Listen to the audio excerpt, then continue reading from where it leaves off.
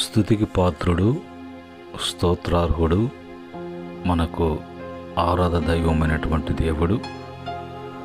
సూర్యోదయం మొదలుకొని సూర్య అస్తమయం వరకు కొనియాడబడుతూ ఆరాధించబడుతూ ఆయన కలుగు చేసినటువంటి యావత్ సృష్టి ఆయన మహింపరచడానికి మహిమాన్వితుడైనటువంటి దేవుడు మన స్తుతుల మీద సింహాసీనుడిగా ఉన్నటువంటి ప్రభువు తిరిగి వేకువనే కృపావాక్య ధ్యానములలో పాలు పంపులు కలిగి ఉండటానికి సజీవ లెక్కలో జ్ఞాపకం చేసుకున్నటువంటి పరిశుద్ధుడైనటువంటి దేవునికి కృతజ్ఞతాస్తుతులు చెల్లిస్తూ ఉన్నాను.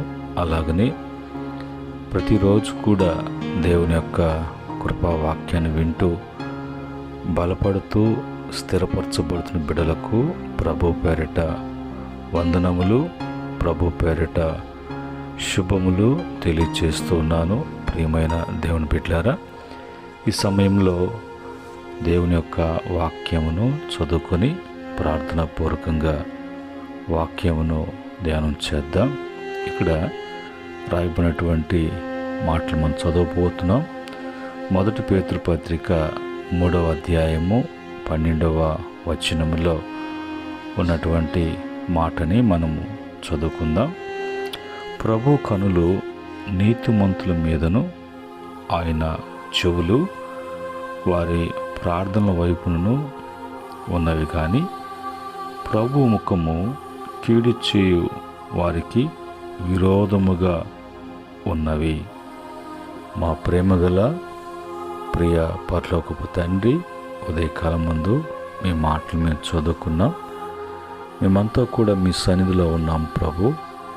ఈ యొక్క మాటలను ప్రభు మీరు దీవించి వివరించి మాకు బోధించండి.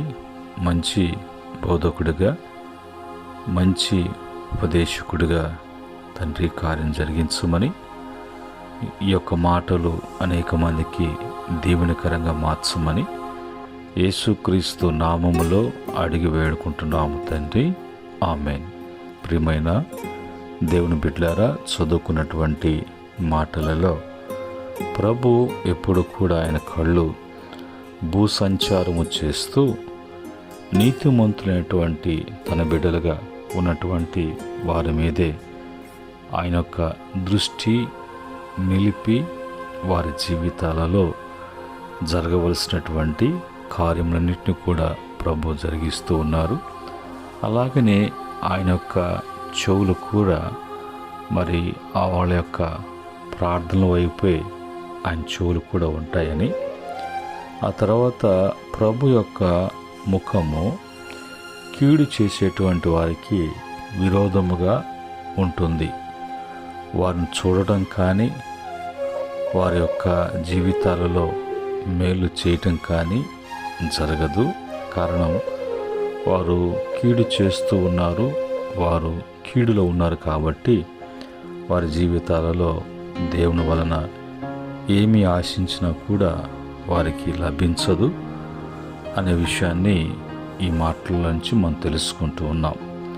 ఈరోజు మనం ప్రభు ఆయన మన వైపు చూస్తూ ఉన్నప్పుడు ఆయన యొక్క చెవులు మన వైపు యొగ్గి ఉన్నప్పుడు మనం చేసేటువంటి ప్రార్థనలు ఆయన అంగీకరించాలంటే మన ప్రవర్తనను చూచి ఆయన మన జీవితాలలో చేయవలసిన కార్యములు చేయాలి. అంటే మన ప్రార్థనలు ఎలాగుండాలి, ఎలాంటి ప్రార్థనలు చేయాలి, ఏ విధంగా చేయాలి, ఆ విధంగా చేసేటువంటి ప్రార్థనను బట్టి జీవితాలలో నెరవేర్పు అనేది ఎలాగ జరుగుతుందో అనే విషయాన్ని మన వాక్యం నుంచి చూసినప్పుడు, మొదటిగా మత్తయి సువార్త 6వ అధ్యాయము 5వ వచనములో అక్కడ మరి యేసు ప్రభు వారు చెప్పేటువంటి మాటలు, మరియు మీరు ప్రార్థించినప్పుడు వేషధారుల వలె ఉండవద్దు, మనుషులకు కనబడవలని సమాజ మందిరములోను వీధుల మూలల్లోనూ నిలిచి ప్రార్థన చేయుట వారికి ఇష్టము. వారు తమ ఫలము పొంది ఉన్నారని నిశ్చయముగా మీతో చెప్పుచున్నాను. వేషధారణ ప్రార్థన అనేది దేవునికి ఇష్టమైనటువంటిది లేదు. ఈ వేషధారులు చేసేటువంటి వారు ఎక్కడ ప్రార్థన చేస్తారు అంటే సమాజ మందిరములోను వీధి మూలల్లోనూ వాళ్ళు నిలిచి ప్రార్థన చేస్తూ ఉంటారు. మరి అలాంటి వేషధారణ ప్రార్థనలు చేస్తే ఆయన వింటాడు అన్నట్టుగా, ఆ వాళ్ళ ప్రార్థనే దేవుడు వింటాడు అన్నట్టుగా అలాంటి వేషధారణతో కూడినటువంటి ప్రార్థనలు చేస్తూ ఉంటారు. నిత్యముగా దాని తగినటువంటి ఫలమే కనుక అలాంటి ప్రార్థన చేయకూడదు అని దేవుని వాక్యము సెలవిస్తుంది. మత్తయి సువార్త 6:7 మరియు మీరు ప్రార్థన చేయనప్పుడు అన్ని జనుల వలె వ్యర్థమైన మాటలు వచ్చింపవద్దు, విస్తరించి మాట్లాడటం వలన మరి నా మనవి వినబడునని వారు తలంచుచున్నారు. విస్తరించి ప్రార్థన చేయటం అనేది వాళ్లకు ఇష్టం. తమ మనవి వినబడుతుంది అని వాళ్ళు విస్తరించి వ్యర్థమైనటువంటి మాటలన్నీ కూడా వచిస్తూ ఉంటారు. రెండవదిగా అలాంటి ప్రార్థనలు చేయకూడదు. అలాంటి ప్రార్థనలు అన్యులు చేస్తారు. మనము చేయవలసినటువంటి ప్రార్థనలు అలాంటి ప్రార్థనలు కాదని. మూడవదిగా మత్తయి సువార్త 6:6 ప్రకారంగా నువ్వు ప్రార్థన చేయనప్పుడు గదిలోనికి వెళ్ళి తలుపు మూసుకొని తలుపు వేసి రహస్యమందున్న నీ తండ్రికి ప్రార్థన చేయము. అప్పుడు రహస్యమందు చూచు నీ తండ్రి నీకు ప్రతిఫలమిచ్చును. ప్రార్థన చేయవలసినటువంటి విధానాన్ని రహస్యమందు నీ తండ్రి చూడాలి అంటే వేషధారుల వలె అన్యుల వలె కాకుండా రహస్యమందు వెళ్ళి నీ గదులకు వెళ్ళి తలుపు వేసుకొని ప్రార్థన చెయ్యి అనేటువంటి మాట ప్రభువు తెలియజేస్తున్నారు. ఆ క్రమంలో 4వదిగా మత్తయి సువార్త 5:44 నేను మీతో చెప్పినదేమనగా మీరు పరలోకమందున్న మీ తండ్రికి కుమారులై ఉండునట్లు మీ శత్రువులను ప్రేమించుడి, మిమ్ములను హింసించు వారి కొరకు ప్రార్థన చేయండి అనే మాట అక్కడ రాయబడింది. కనుక మన దేవుని కుమారులు అయి ఉంటే మనము ఎప్పుడు కూడా ప్రేమ కలిగినటువంటి వారంగా ఉంటాం. ఆ ప్రేమ సమస్త దోషముల కప్పును అన్నట్టుగా మరి ప్రేమతో ప్రేమించటము, ఎదుటి వాడిని క్షమించటము, ఒకవేళ ఇబ్బంది కలిగించినప్పుడు, అది హింసగా అనిపించినప్పుడు వారి కొరకు మనం ప్రార్థన చేయవలసిందే. కానీ వారిని దూషించి ద్వేషించి శపించి పలు విధమైనటువంటి మాటలతో వారిని ఏది కూడా అనకూడదు. వారి కొరకు మనం ప్రార్థన చేయాలి. ఒకవేళ ఏదైనా వాళ్ళ విషయంలో అభ్యంతరంగా ఉన్నప్పుడు, ఒకవేళ వాళ్ళ ఆటంకం కలిగించినప్పుడు వారి విషయమై దేవుడు దానికి పరిష్కారం అనేది దేవుడు చూసుకుంటాడు. 5వదిగా ప్రార్థన చేయాలి అనటానికి కారణాలు ఏంటంటే మత్తయి సువార్త 26:41 మీరు శోధనలో ప్రవేశించుకున్నట్లు మెలకుగా ఉండి ప్రార్థన చేయండి. ప్రార్థన చేయకపోతే, ఆ ప్రార్థన మెలకువతో ఉన్నటువంటి ప్రార్థన కాకపోతే, ఆ ప్రార్థన ఇతరుల్ని క్షమిస్తూ చేసేటువంటి ప్రార్థన లేకపోతే, రహస్యమందున్నటువంటి తండ్రికి చేసేటువంటి ప్రార్థనగా ఉండకపోతే నీ ప్రార్థనలు ఏది కూడా అంగీకరించబడవు. ఆయన వాటిని వినడు. కనుక మెలకువగా ఉండాలి. ప్రార్థన మరి మనము శోధనలో ప్రవేశించుకున్నట్లు, ఎలాంటి ఇబ్బందులు కలగకున్నట్లు మనము ప్రార్థన చేయాలి. 6వదిగా ప్రార్థన లూకాసు సువార్త 18:1 2-7 వరకు ప్రార్థన గురించి, ఉపమానం గురించి ప్రభు చెప్తున్నారు. అక్కడ విసుకొక నిత్యము ప్రార్థన చేయాలి. ప్రార్థనలో విసుగు అనేది రాకూడదు. ఓపిక లేనట్లుగా ప్రార్థనలో కూర్చోలేను అన్నట్లుగా ప్రార్థనలో ఆ యొక్క ఏకాగ్రత అనేది లేకుండా పోవటం, ఇవన్నీ కూడా ఏది కూడా మనకు ఇబ్బందికరంగా ఉండకుండా మనం విసుగుక ప్రార్థన చేయాలి. అపోస్తుల కార్యము 2వ అధ్యాయము 42వ వచనంలో మరి ఎడతెగక మన ప్రార్థన ఉండాలి. ఎడతెగక ప్రార్థన జీవితము, అలాగనే విసుగుక చేసేటువంటి ప్రార్థనగా ఉండాలి. ఈ విధంగా మనం ప్రార్థన చేయలేము అని ఈ విధమైనటువంటి ప్రార్థన ప్రభు చెప్పేటువంటి ప్రార్థన చేయటానికి దేవుని యొక్క ఆత్మ సహాయము కూడా మనకు అందించబడుతూ ఉన్నది. రోమపత్రిక 8వ అధ్యాయము 26వ వచనము 7వ పాయింట్గా, అటువలి ఆత్మయు మన బలహీనతను చూచి సహాయము మరి చేయుచున్నాడు. ఎలయనగా మనము యుక్తముగా మనము పైన చెప్పబడినటువంటి ప్రార్థన చేయాల్సిన విధాములో చేయకుండా పోతున్నాం. కాబట్టి యుక్తముగా ప్రార్థన ఎలాగో చేయవలనో మనకు మరి తెలియదు, కానీ మరి ఉచ్చరింప సఖ్యము కాని మూలుగులతో ఆ ఆత్మ తానే మన పక్షముగా మరి విజ్ఞాపన చేయుచూ ఉన్నాడు. చూడండి, ఇన్ని విధాలుగా దేవుని యొక్క సహాయము అందించబడుతూ అన్నీ కూడా ఆయనే జరిగిస్తూ ఆయనే సమస్తము కూడా మరి నడిపిస్తూ చేయిస్తూ అన్ని విధాలుగా మనకు దేవుని యొక్క మహా సహాయము అందించబడటానికి ప్రభు యొక్క కృప ఎప్పుడు కూడా ఆయన యొక్క కనుదృష్టి కానీ ఆయన చెవులు కానీ ఎప్పుడూ కూడా మన మీదే ఉన్నట్లుగా మన మంచి కోరుతూ మన బాగు కోరుతూ మరి ప్రభు జరిగిస్తున్నారు. అలాంటప్పుడు ప్రార్థన అనేటువంటి సహవాసము, ప్రార్థన అనేటువంటి సంబంధము, ప్రార్థనతో దేవునితో ఒక సహవాసము బంధము కలిగి ఉండకపోతే అలాంటి సంబంధములు లేకుండా మనం ఈ లోకములో జీవించలేం.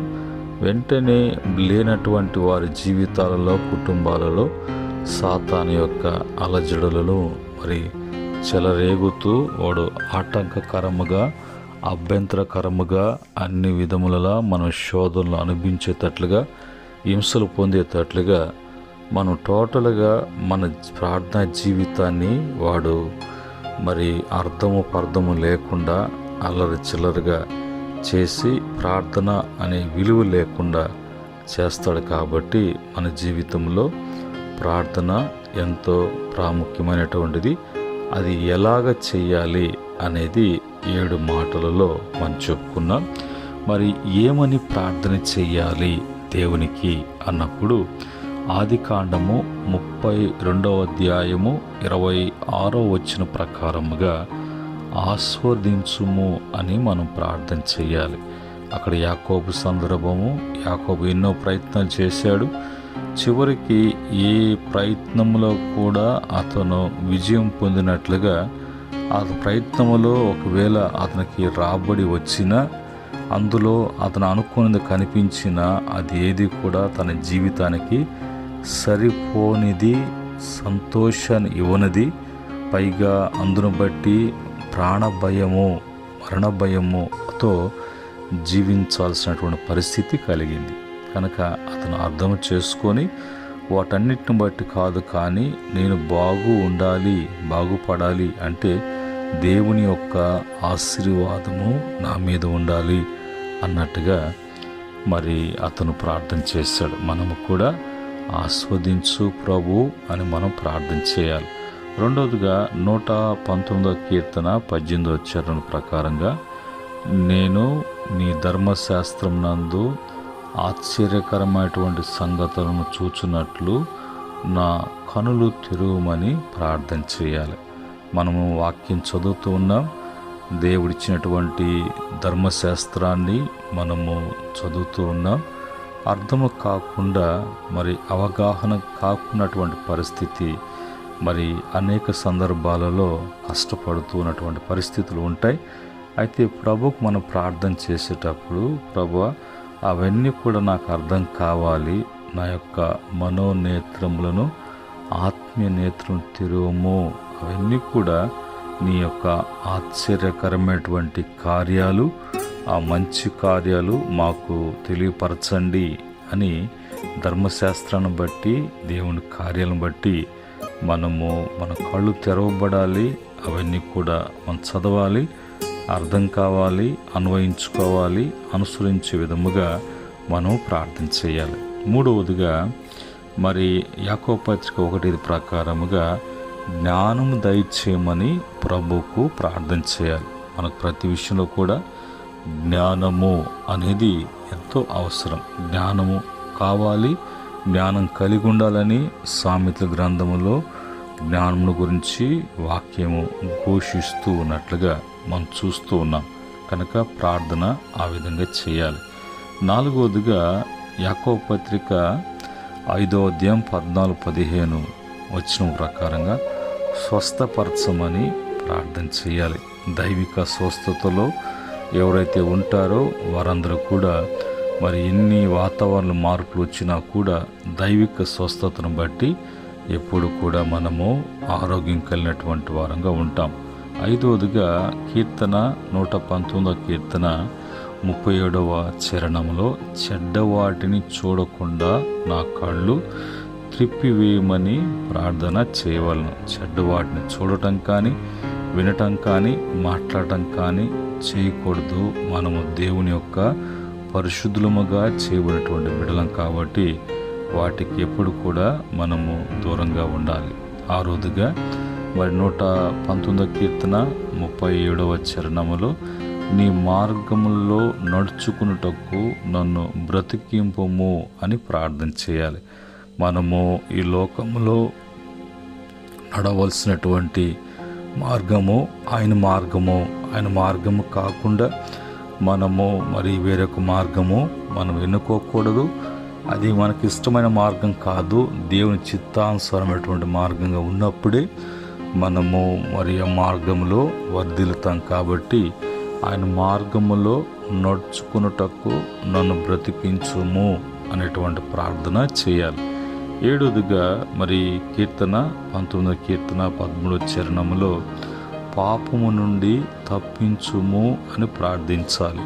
పాపము అనేది బలహీనపరిచి బలహీనులుగా చేసి ఆ పాపము చేయటానికి, పాపంలో ఉండటానికి మరి ప్రోత్సహించబడుతున్నటువంటి కొన్ని బలహీనతలు ఆవరించి, ఆకర్షించి, బలహీనపరిచి అలాగా మనల్ని మరి బానిసలుగా చేయటము, పట్టుకోవటము, బంధించటము, వాటి యొక్క మరి కాడి కింద ఉండటము అనేది జరుగుతూ ఉంటుంది.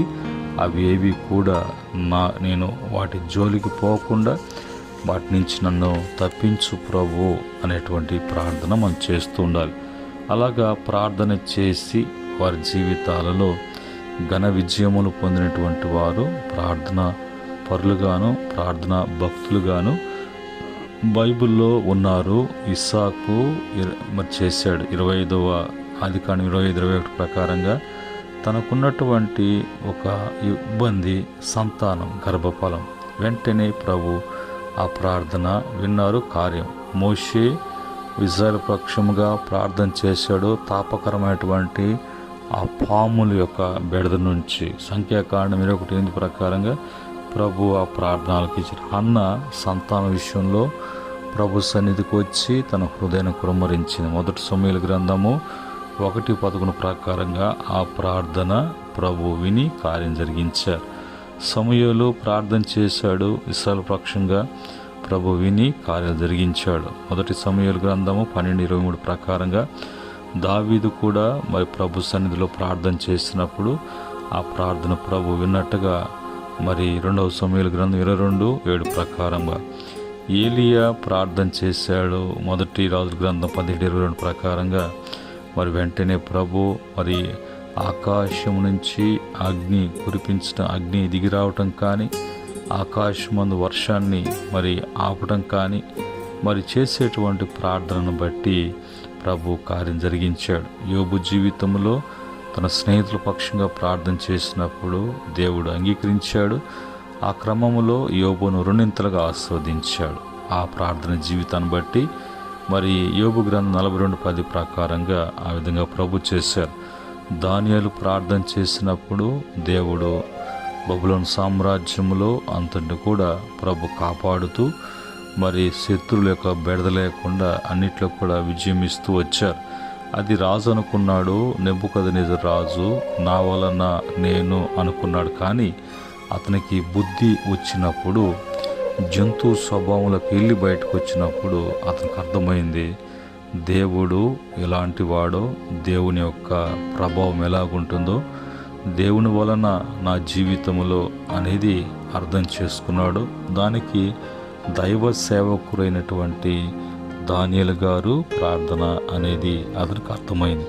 చివరిగా యేసు ప్రభు వారు కూడా మానవుల యొక్క రక్షణ కొరకు మరి గెస్సం అనేటువంటి తోటలో ఆయన ఏ విధంగా ప్రార్థన చేశాడో, ఆయన మరి జీవించిన కాలం అంతా కూడా ప్రార్థన పూర్వకముగా ప్రార్థనతో ప్రార్థన చేస్తూ, ప్రార్థన నేర్పిస్తూ, ప్రార్థన క్రమములో నడిపిస్తూ తండ్రి యొక్క చిత్తాన్ని నెరవేర్చబడటానికి అతను మరి సిద్ధపడినట్లుగా యేసు ప్రభు వారు మనకు మాదిరికరంగా ఉన్నారు.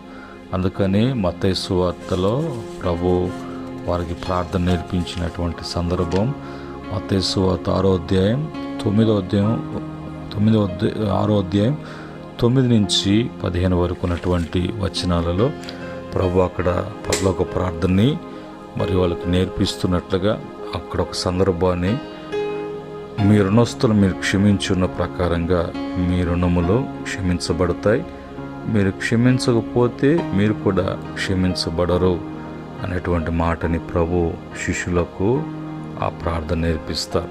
కనుక ఈరోజు మన జీవితంలో ప్రార్థన అనేది ఎలాగ చేయాలి, ఏమని చేయాలి, ఎవరికి చేయాలి అనేది ఒక ఆర్డర్లో యేసు ప్రభు వారు చెప్పినట్లుగానే మనము ఆ క్రమంలో ప్రార్థన చేస్తున్నప్పుడు ఆయన యొక్క చెవులు మన ప్రార్థన వైపును, ఆయన చూపు ఆ ప్రార్థన చేసేటువంటి నీతిమంతుల వైపును ఎప్పుడు కూడా ఎల్లవేళలా చూస్తూ వారికి జరిగిస్తూ చేయవలసినటువంటి చేస్తూ ప్రభు స్థిరపరచి మహిమ తెచ్చుకున్నటువంటి దేవుడిగా ఉన్నాడు.